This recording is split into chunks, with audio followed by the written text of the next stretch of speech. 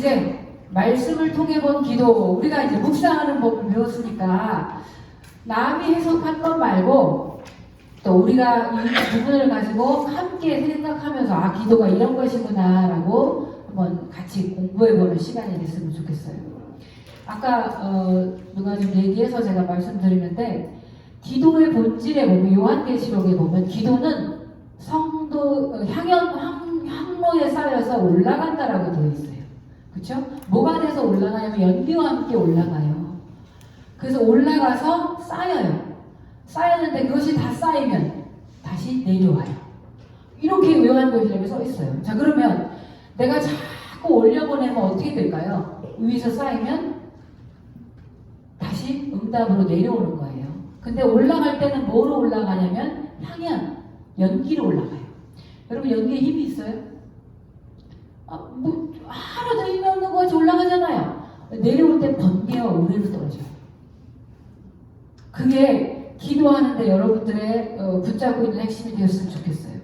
아무 힘없는 거 같이 올라가지만 그것은 하나도 허비되지 않고 다 쌓여져요. 마치 여러분 놀이공원에 가면, 놀이공원 아니면 워터파크에 가면 깔때기같이 생긴 해골바가지 있죠. 거기에 물이 착 차죠. 그래서 걔가 차면 어떻게 돼? 헐레당 엎어져서 팍 내려오잖아요. 그거와 같이 우리의 기도도 그렇다고 성경에 써 있어요. 그래서 기도를 한 자가 그 밑에 앉아있으면 어떻게 앉아있어야 돼요? 아이고, 제가 쏟아지겠냐? 다 없어졌지? 이렇게 앉아있어야 되겠어요? 워터파크에 가서 그 해골바가지 밑에 있는 사람들의 표정이 어때요?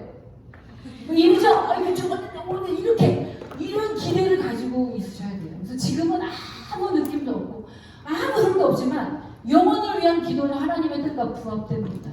그 영혼이, 모든 영혼이 하나님의 구원에 이르는 것, 성장하는 것은, 예수 그리스도의 장성한 분량에 이르는 것은 하나님의 뜻과 부합이 돼요. 그래서 하나님 반드시 응답하신다는 생각을 가지고 언제 떨어질지 모른다는 느낌을 가지고 기도하세요.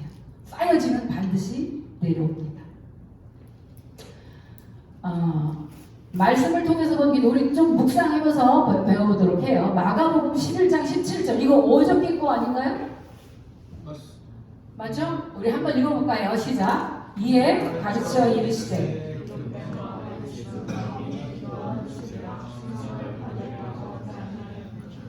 너희는 강도의 소를 만들었도다. 네, 여기 보면 성전에 대한 정의가 나와 있어요. 성전은 무엇이다? 만민이 기도하는 집 전에 성전은 내 집이다. 그렇죠? 성전은 하나님의, 예수님의 집이에요. 또 그 집은 집인데 어떤 집이라고 나와 있어요? 만민이 기도하는 집이다라는 거예요. 네, 교회라고 하죠. 교회는 가장 우선순위의 정의가 뭐냐면 기도하는 곳이 교회의 정의라 할 수 있습니다. 교제하고 전도하고 봉사하고 나누는 것도 다 교회에서 행하는 일이지만 그러려고 있는 곳이 아니에요. 교회의 목적은 기도에 있습니다. 신약시대 교회가 어떻게 탄생했는지 우리 사도행전 1장 14절 말씀을 찾은 사람을 한번 읽어봐 주실래요? 사도행전 1장 14절. 예수님께서 부활하셨어요. 그런데 그 부활의 소식을 듣고 교인들은 모이기 시작했어요. 성도들은 모여서 무엇을 했을까요? 예수님 어디 가셨을까? 읽어볼까요?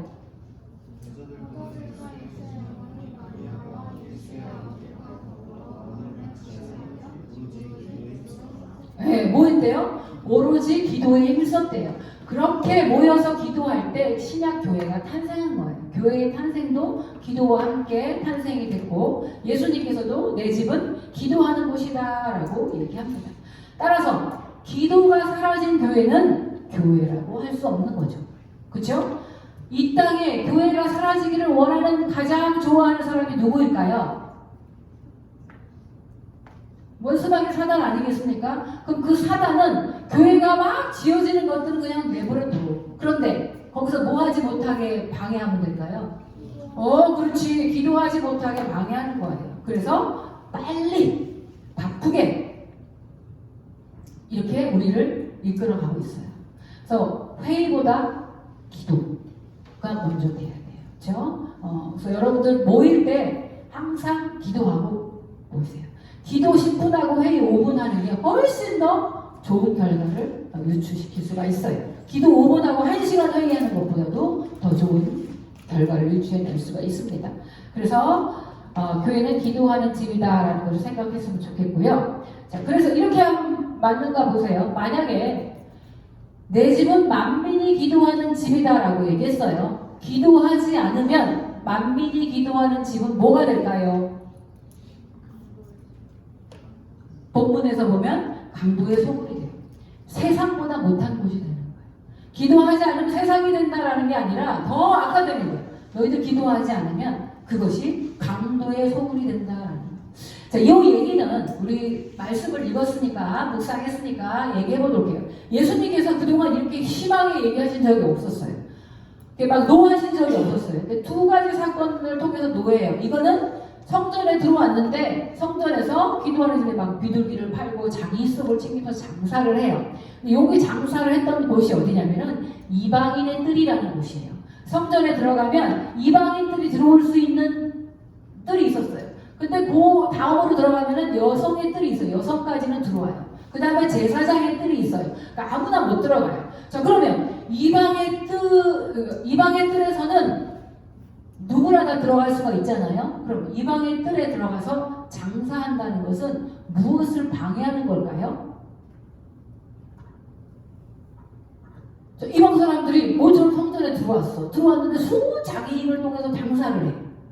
그러면 이방 사람들한테 복음이 전파될 기회나 기도에 대해서 알 수 있는 것을 가로막는 거죠. 그럼 이방한테 복음이 전파되는 걸 뭐라 그래요? 우리가 두 글자로 선교라는 거예요. 선교가 막혔어요. 예수님께서 이 많은 형식들 때문에 자기 이권을 가지기 때문에 거기서 성전에서 장사하는 것 때문에 선교의 길을 막고 있어서 대노하신 거예요. 성전을 청결하신 거죠. 또 하나 대노한 적 있죠? 무화과 나무를 봤는데 잎사귀만 무성하고 열매가 없는 걸 대노하시죠? 왜 그랬을까? 여러들 얘기가 있어요. 파괴를 구한다고 했는데 그것은 뭐냐면 형식만 남고 알맹이가 없는 외식적인 신앙을 가진 사람들을 말한 거예요. 이 사람도 똑같고 저 사람도 똑같아요. 무화과 나무 잎사귀만 무성한 무화과 나무나 만민이 기도하는 집을 강도의 소굴로 만든 사람이랑 똑같은 거예요. 그렇죠. 그 사람들을 보고 예수님께서 대노하신 거예요. 자, 그러면 여러분들 한번 생각해 보세요. 여러분들이 아까 기도하지 못하는 이유가 뭐라고 했죠? 내가 기도하면서 이방의 문이 열릴 수 있고 내가 기도하면서 많은 영혼들한테 삶의 풍요함을 느낄 수도 있어요. 근데 내가 그걸 하지 않아요. 그러면은 그 사람들에게 그것이 가지 못하도록 막는 거예요. 이런 생각하시고 한번 기도해보세요. 선교의 기회를 여는 것이다. 모든 사람들한테 나이가 맡겨진 중보 기도자 대상자들한테 기도가 흘러가게 하는 것이다. 그것을 막고 기도하지 못하게 하는, 만민이 기도하는 것을 막는다는 것은 예수님께서 이렇게 분노하실 만하지 않는가 이런 생각을 하게 됩니다. 그래서 성정 청결이라는 것은 선교의 현장을 가로막는 것, 외식에 쌓여서 만민에게 열려있는 것들을 회방하는 것입니다. 나의 기도로 그렇게 될 수 있는 것을 하지 않는다는 것, 의무감으로라도 해야 되지 않을까 싶은 생각이 들어요. 자, 두 번째 말씀을 통해서 본 기도 볼게요. 요한복음 14장 13절에서 14절입니다. 우리 천천히 한번 뜻을 헤아리면서 읽어볼까요? 시작. 너희가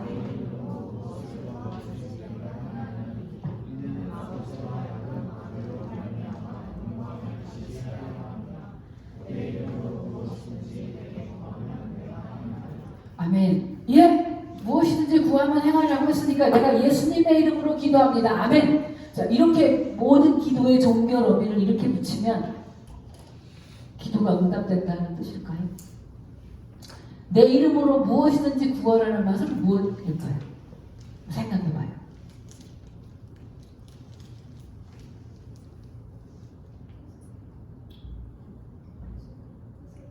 예수님의 뜻을 구하라. 네, 좋아요. 네. 또 내 이름으로. 자, 이렇게 생각합시다. 김영호 전도사님께서 너 너무 고생했다. 내가 카드 줄 테니까 가서 맛있는 거 사 먹어 그랬어요. 미안해 전이라. 전일이가 가서 맥주를 이만큼 산 거야. 해가지고 야 파티 하고 한 거예요. 자, 이게 김형우 전도사님의 이름으로 구한 것이 될까요? 그렇지 않죠. 그렇죠? 전도사님의 이름으로 구한 건 아니에요. 그러면 이거 걸맞는 그 이름에 합당한 것을 구하라라는 것으로도 생각 해석을 할 수가 있겠죠. 그렇죠? 너희들 너무 고생했으니까 오늘 뭐 세런들하고 나가서 뭐 맛있는 거 사 먹어 하고 각 세런들한테 지원금을 줬는데 홍대 클럽 가서 놀았다. 이거는 우리 교회와 우리 의도에 걸맞지 않는 거예요. 그죠? 예수님으로 이름으로 구했다라는 종교 의미를 다 붙였다고 해서 다 듣는 것이 아니라 예수님의 이름, 예수님의 영광에 합당한 것을 구하면 내가 행하리라라고 얘기할 수 있는 거죠. 자, 그리고 요한일서 5장 14절에도 이렇게 써 있어요. 그를 향하여 우리가 가진 바 담대함이 이것이니 그의 뜻대로 무엇을 구하면 들으시리라. 자, 여기서 중요한 거 그의 뜻대로. 그렇죠? 예수님의 이름에 합당한 하나님의 뜻대로. 아까 말씀드렸듯이 하나님의 뜻대로 응답받는 것이 최고의 응답이라고 얘기했잖아요. 우리는 헤아릴 수 없기 때문에, 지혜가 부족하기 때문에. 그래서 예수님의 이름에 합당한 것, 어울리는 것을 구하라라는 뜻이 있어야 합니다. 또 이렇게 생각해 볼게요. 전도사님이 카드를 전일이한테 주지 않고 바닥에 흘리셨어. 근데 지나가는 사람이 그걸 잡았어. 웬 카드야? 하고 뭘 가서 사 먹었어.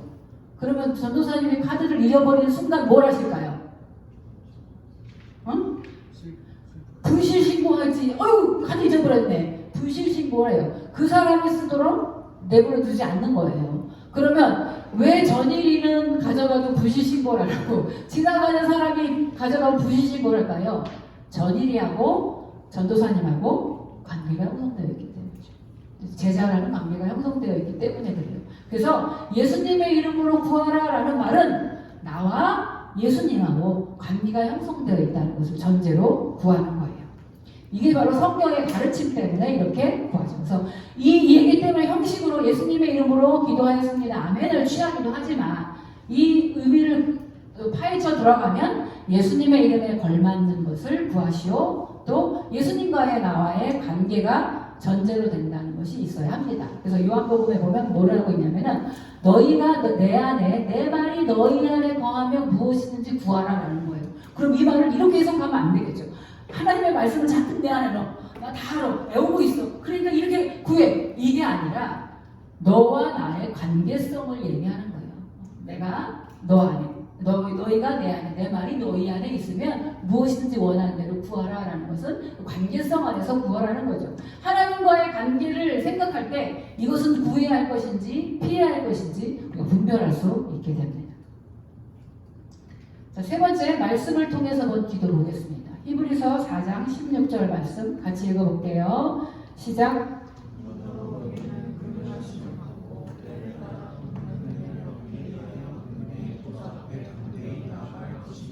네, 아까 제가 기도에 대한 정의를 말씀드렸는데 이것도 보니까 이게 기도 아니에요? 그렇죠?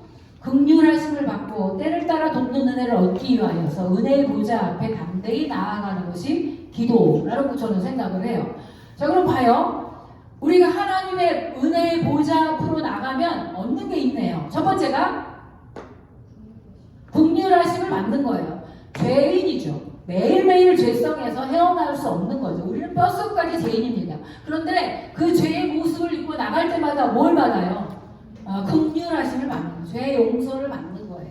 그래서 우리가 날마다 나가는데 담대히 나아갈 수가 있어요. 왜 담대히 나가냐면 일단 알다시피 예수 그리스도께서 당신의 몸을 찢으시면서 휘장을 찢었기 때문에 담대히 나아갈 수 있는 거죠. 자, 두 번째, 은혜의 보좌 앞에 나아가면 얻는 게 또 있네요. 뭐가 있을까요? 긍휼하심을 받고 엔드 때를 따라 돕는 은혜를 얻는다라는 게 있겠죠. 때를 따라 돕는 은혜라는 건 뭡니까? 우리가 취업을 구할 때가 있고요. 그렇죠? 비전을 구할 때가 있어요. 진로를 구할 때가 있고 관계를 구할 때가 있어요. 결혼을 앞둘 때도 있고 질병이 걸려 있을 때도 있어요. 이 모든 때를 따라 돕는 은혜를 얻기 위해서 하나님 앞에 나아가는 거예요. 이게 바로 기도라는 거예요. 근데 그 기도는 이퀄 은혜의 보좌 앞으로 가는 거예요. 하나님의 보좌는 두 가지 기능이 있어요. 하나는 은혜의 보좌고 또 하나는 심판의 보좌예요. 심판의 보좌에 나가기 전에 우리가 은혜의 보좌 앞에 나가는데, 은혜라는 것을 딱 풀었으면 뭐라고 얘기할 수 있냐면 헤아릴 수 없는 거를 은혜라고 하죠. 돈을 주고 살 수 없는 거, 이것을 은혜라고 해요. 그런데 하나님의 보좌는 은혜의 보좌예요. 우리가 상상할 수 없고 헤아릴 수 없는 것이 있는 것이 바로 하나님의 은혜의 보좌라고 얘기합니다. 이런 예를 한번 들어볼까요? 우리 딸아이가 중학교 1학년 되기 전에 사춘기가 왔어요. 근데 내가 제일 듣고 싶어 하지 않는 말을 얘가 맨날 해요. 뭐라고 하냐면 이렇게 깻잎머리를, 그때 깻잎머리가 유행이었어요. 깻잎머리 이렇게 하고 넘기지도 않아. 앞머리를 쫙 가린 다음에 내가 이렇게 해서 해야 되지 않겠니? 그럼 뭐라고 하냐면 엄마 내가 알아서 할게. 이 말이 너무너무 듣기 싫은 거야. 내가 제일 듣기 싫은 말이 그거였어요. 엄마 내가 알아서 할게. 내 안에는 어떤 마음이 있냐면, 야 네가 중학교 1학년밖에 안 되는데 네가 뭘 알아서 하겠니?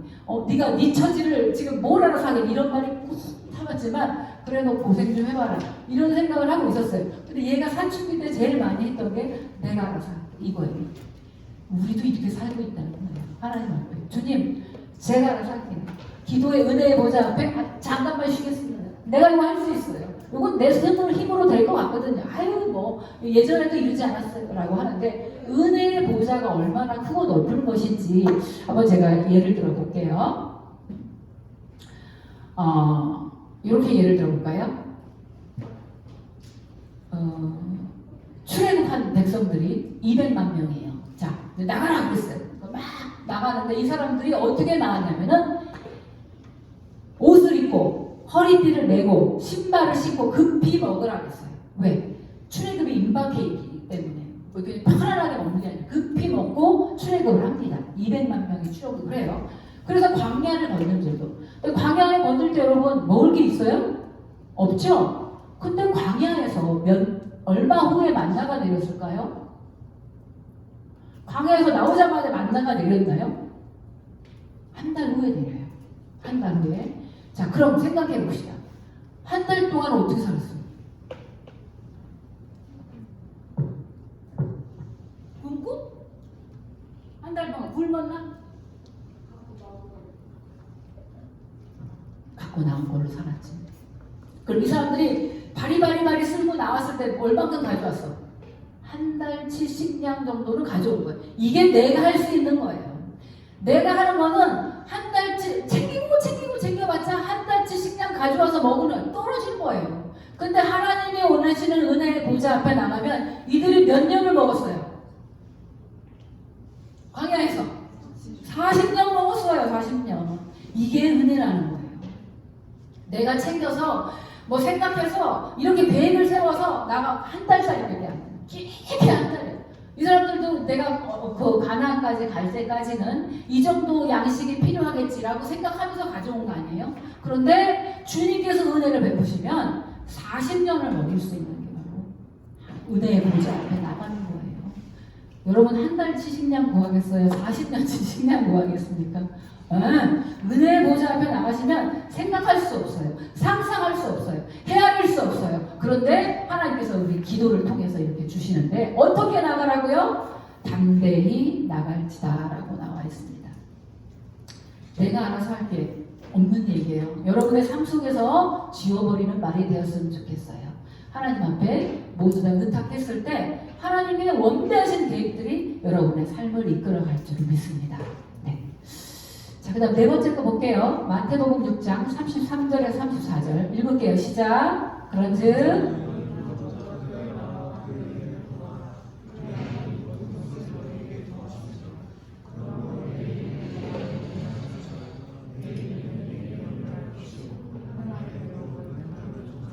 요거 아까 제가 얘기했죠. 순서라고 저는 생각했었다고. 기도하는 순서가 이렇게 바뀌어야 됐다라고 했는데 좀 깊이 묵상을 하면서 다시 한번 생각해 보게 되었어요. 먼저 그의 나라와 그의 의를 구하라 라고 얘기했는데, 그러면 그의 나라가 뭐고 그의 의는 뭘까? 그죠? 이 이게 하나님 나라 위해서 조국과 선교와 열방을 위해서 기도하는 것만을 의미할까? 이런 의문이 생겼어요. 그래서 찾아봤는데 요한복음 3장 5절 말씀 한번 찾아서 읽어볼까요? 요한복음 3장 5절.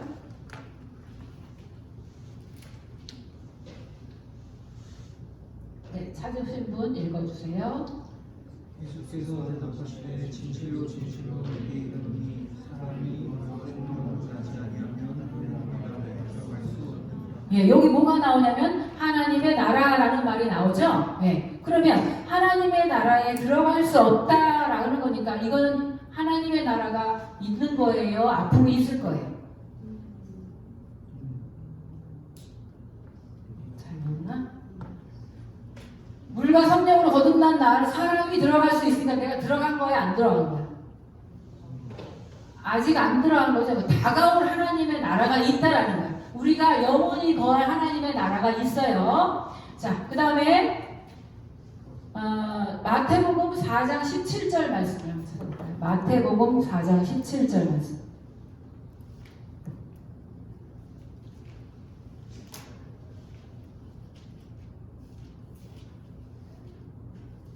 다 같이 읽을게요. 시작.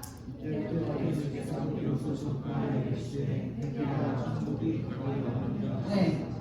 천국이 어떻게 해요? 가까이 왔어요. 자, 나중에는 처음에 건 내가 들어가야 되는 거죠. 들어가야 될 천국 하나님의 나라가 있고 또 두 번째는 나한테 오는 하나님의 나라가 있다는 거. 그리고 이 의미가 두 가지가 있겠죠. 하나님의 나라라는 건 내가 가야 될 곳, 다가오는 하나님의 나라가 있어요. 그렇죠? 다가오는 하나님의 나라가 뭘까요? 다가올 하나님의 나라? 누가복음 17장 20절에서 21절 말씀 읽으면서 거기서 다가올 하나님의 나라가 무엇인지 한번 생각해 보도록 하겠습니다.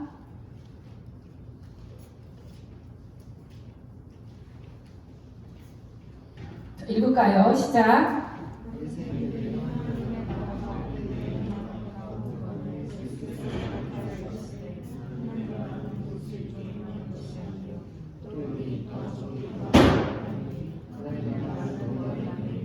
네, 어디 있대요? 너희 안에, 우리 안에 뭐가 있어요? 하나님의 나라가 있어요. 그쵸? 자, 그러면 내 안에 있는 하나님의 나라는 다가온 나라죠. 내가 갈 하나님의 나라는 본향을 향한 하나님의 나라잖아요. 그래서 이것을 신학적으로 얼레디 번난 예시라고 해요. 이미 임했지만 아직 오지 않는 이런 얘기를 해요. 그럼 그 하나님의 나라를 구하라는 거예요. 자, 우리가 구할 오는 나라, 다가온 나라는 우리 안에 있어요. 그쵸? 하나님의 나라가 내 안에 있는데 나라의 통치자는 누구가 돼야 돼요, 그럼? 하나님이 돼야 되죠. 근데 나는 내 안에는 누가 있어요? 내가 있어요. 그쵸? 근데 두 나라가 같이 정존할 수가 없잖아요. 내 안에 있는 주권을 누구로 채우라는 말이냐면 하나님의 나라의 통치로 채우라라는 거예요. 먼저 그의 나라를 구한다는 것은 하나님, 내가 지금까지 가지고 있던 모든 생각과 가치와 세상적으로 오염돼 있어서 내가 가지는 내 나라가 부서지길 원합니다. 그리고 하나님이 원하시는 가치관, 하나님의 생각으로 나를 다스리고 채워주시고 인도해 주세요. 이게 하나님의 나라를 구하는 거라는 생각이 들었어요. 그다음에 하나님, 그의 의를 구하라 그랬죠. 그의 의. 자, 의라는 건 뭐예요? 의는 죄가 없음이라는 거예요. 근데 성경에 보면 죄가 완전한 의인이라, 당대 의인이라고 한 사람이 있어요. 혹시 생각나는 사람 있어요? 노아 또 욥도 의인이라고 얘기했어요. 그러면 노아하고 욥이 죄가 없을까요? 죄가 있죠. 죄가 있는데 의인이라고 했잖아요. 이건 뭐냐면 의라는 거는 완벽한 죄가 없다는 뜻이 아니라 하나님과의 관계가 바르다라는 것을 의로 얘기를 해요. 그러니까 노아는 하나님과의 관계가 발랐고 욥도 하나님과의 관계가 발랐어요. 그러면 그의 의를 구하는 건 뭐예요? 내가 하나님과의 관계가 어떻게 바르게 구하는 거예요. 그러면 하나님과의 의를 바르게 하지 못하는 거 하나가 있으니 그것이 뭘까요? 이사야 59장 1절에서 2절 말씀을 찾아본 사람들은 답을 넣을 수가 있어요.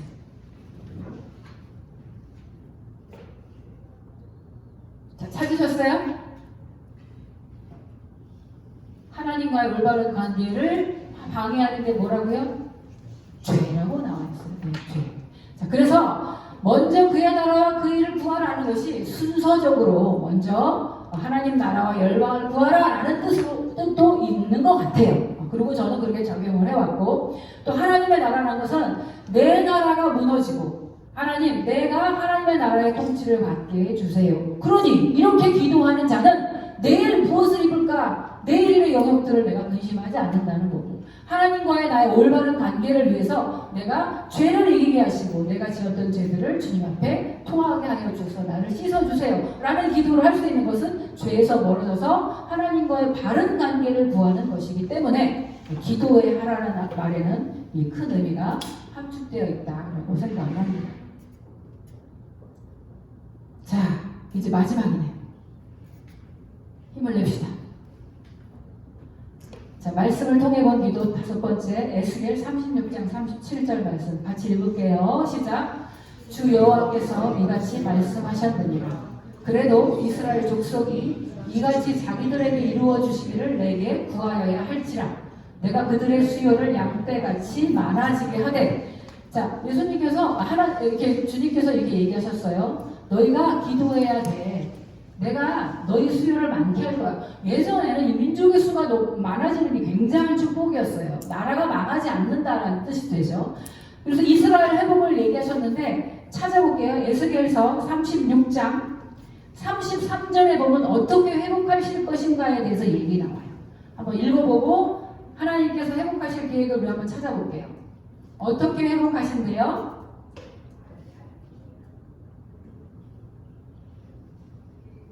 36장 33절.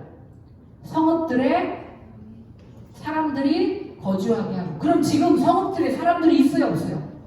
없어. 너무 황폐하게 돼서 또 쫄딱 망하게 됐다는 거예요. 근데 내가 성읍들의 사람들을 거주하게 하고, 그 다음에 황폐한 것이 건축되게 하고, 왜? 황폐한 땅에 뭐 세울 건 세우시겠다 이런 얘기죠. 또 34절에 보면 또 이렇게 회복하시겠다는 얘기가 또 나와요.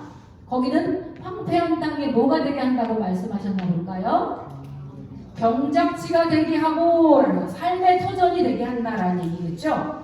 자, 35절 보니까 와, 뭐가 됐어요? 에덴 동산이 돼버렸네요. 완전히 회복이 됐다는 얘기죠. 황량하고 적막하고 무너진 성읍이 성벽과 주민이 있게 되고 사람들이 살게 되고 그 황폐한 곳에 건축이 서게 되고 그 황폐한 곳에 너의 삶의 터전이 만들어지게 될 것이야. 나 이렇게 회복할 거야. 뭐 약속을 주신 거예요. 그럼 지금 있는 형편은 어떻다는 거야? 형편은 없다는 거야. 다 황폐하고 사람도 없고 다 무너지고 뭐 회복할 그런 근거가 없다. 그런데 회복할 거야. 그런데 뭐라고 얘기하셨냐면 하나님은 계획하신 바를 이루시는 분이시고 말씀하신 바를 이루시는 분이에요. 반드시 회복하세요. 근데 37절에 이렇게 얘기하십니다. 그래도 이스라엘 족속이 이같이 자기들에게 어떻게 하기를 이루어 주기를 내게 구하여야 할지니라 라고 얘기하셨어요. 하나님은 다 알고 계시지 않아? 내가 어떻게 하는지 알고 있는데 내가 구태여 뭐 기도를 하나? 하나님 다 좋을 대로 하시지. 하나님 다 좋게 하실 거 아니에요. 하나님의 뜻대로 가서 이렇게 하지 말라는 거예요. 내가 그렇게 회복에 대한 너희의 계획을 갖고 있어. 그래도 너희들은 이렇게 해주기를 기도하라 라고 얘기하고 있습니다. 그래서 하나님은 회복의 계획은 있으시고 그리고 반드시 그렇게 하실 것입니다. 그런데 우리에게 반드시 기도하라라고 얘기하십니다. 왜 이러냐면요. 우리는 기도 안 하면 내가 한 줄 알아요. 우린 그런 죄성을 가졌어요. 또 하나님께서 우리를 불쌍히 여겨주셔서 네가 기도해서 이렇게 된 거야 라는 동역의 기쁨도 알려주십니다. 그래서 기도의 자리를 불러주시고요. 다 아시는데 무슨 필요를 위해서 기도해? 기도해서 하나님께서 같이 하나님의 사역에 동참한 자로 또 자격을 두어주시기도 합니다. 자, 이렇게 해서 저희가 말씀을 통해 본 기도 5가지를 봤는데 여러분 묵상하시다가 이제 기도에 대한 얘기가 많이 나올 거예요. 그러면 기도의 정의를 떠나서 한번 묵상해 보세요. 이 상황에서는 이렇게 기도하라는 거구나 라고 하면 여러분들이 기도에 대한 핵심과 정의가 달라지고 또 기도가 새로운 도전을 맞게 될 것입니다. 저는 이렇게 3주 동안 여러분에게 말씀을 뿌리고 갑니다. 말씀은 그 자체가 소생하는 힘이 있습니다. 하나님께서 하실 것을 믿고요. 여러분들한테 뿌려진 말씀과 이제 말씀 더하기 기도라는 무기가 주어졌어요. 그래서 온 이스라엘 백성을 칼이라고 했잖아요. 칼로 전쟁을 이기는 것이 아니라 여러분들이 함께 이 기도와 말씀을 통해서 세상을 이기고 세상에서 이겨나갈 수 있는 힘을 하나님으로부터 도움을 받고 기도는 절대 사라지지 않는다는 것을 알으셔서 항상 기도할 수 있는 우리 청년분에게 원합니다. 감사합니다.